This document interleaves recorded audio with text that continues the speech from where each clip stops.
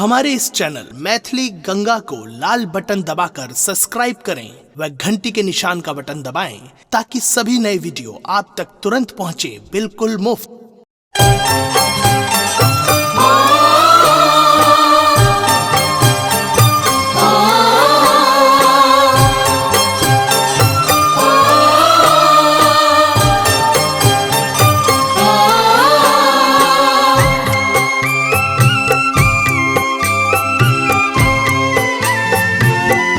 आप सुन रहे हैं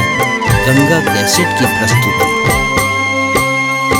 आबि गेलै छठ के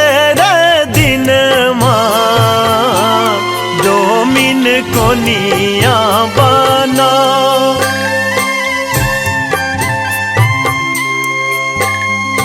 कार्तिक आयल महीनमा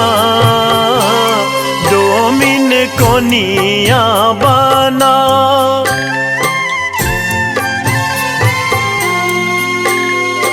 आबि गेलै छठ के दिन डोमिन कोनिया बना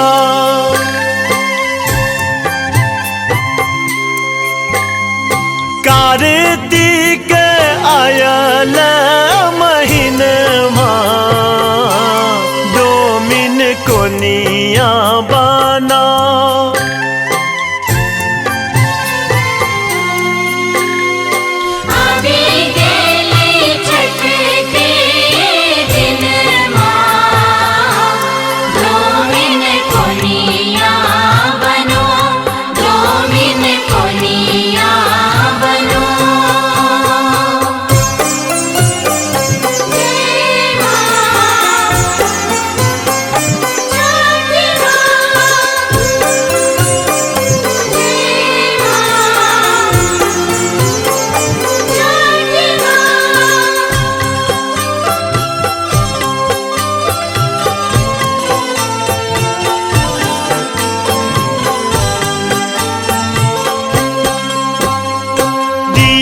बाती देश जरावत छबे छठ मना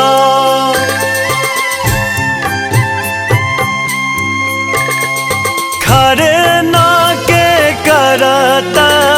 अरजिया डोमिन सूपो बना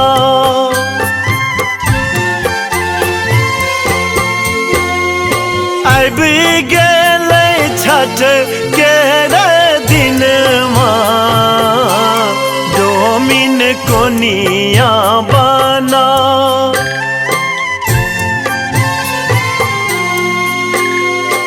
कार्तिक आयल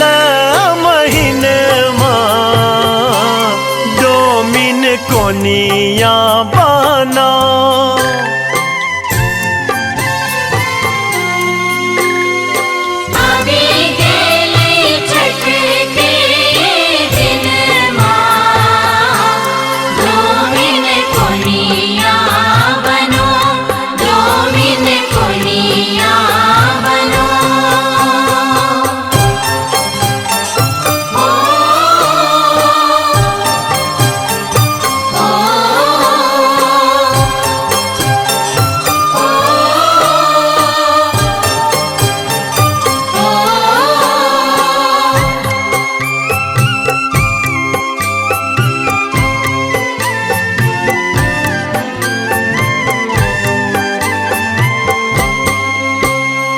पेठिया में किन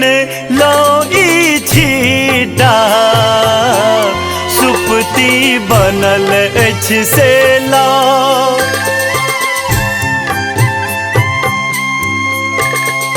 बड़का ई पावन छठी माई के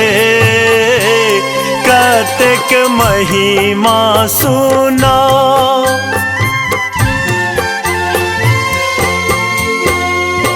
आबि गेलै छठ के दिन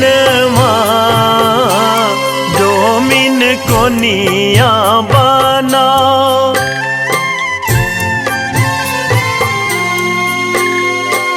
कार्तिक आयल महीनमा डोमिन कोनिया बना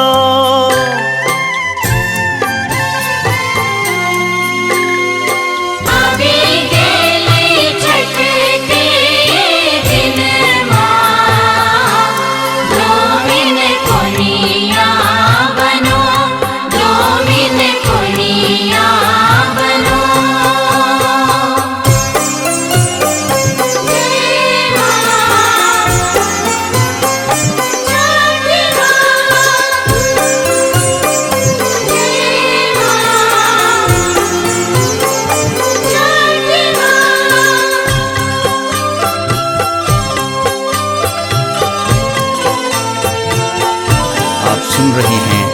गंगा कैसेट की प्रस्तुति। घर घर पावन ई डोमिन सबके जल्दी पाठा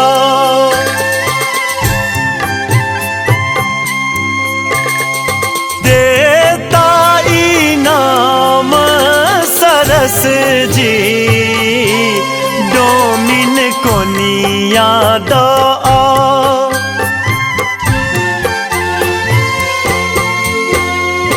अब गेले छठ के दिन डोमिन कोनिया बना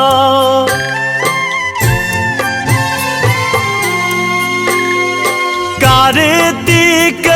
आयल महीनमा डोमिन कोनिया बना